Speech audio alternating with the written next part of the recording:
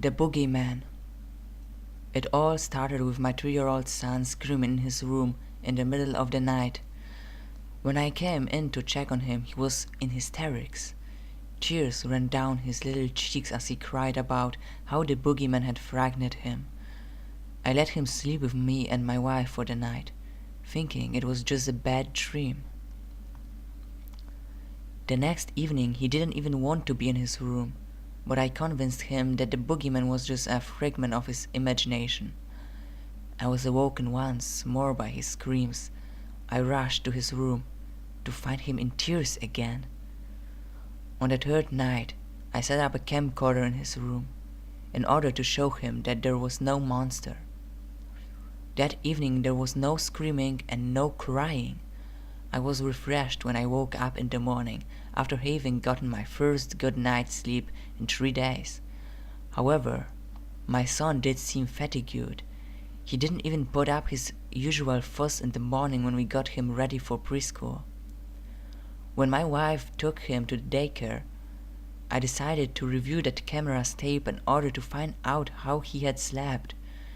I never forget what I saw. At around 2 a.m., while my son was asleep, his closed door slowly creaked open.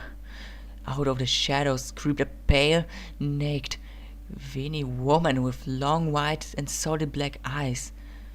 Her body was bony and frail, like that of a Holocaust survivor. When she turned to the side, I could see her spine protruding from her hunched back like a dinosaur. She reached into my son's crib with her unnaturally large hands and covered his mouth. He was trying to scream, but he couldn't.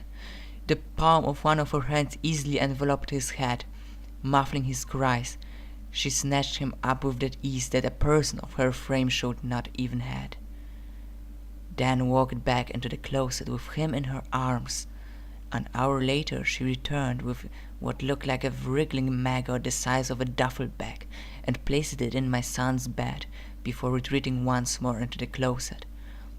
Over the next 2 hours I watched it twist and writhe while it grew and mutated until it looked just like my baby boy. Once the transformation was complete, it got out of bed and slipped on a pair of his pajamas, then slid back between the covers and waited for us to come in.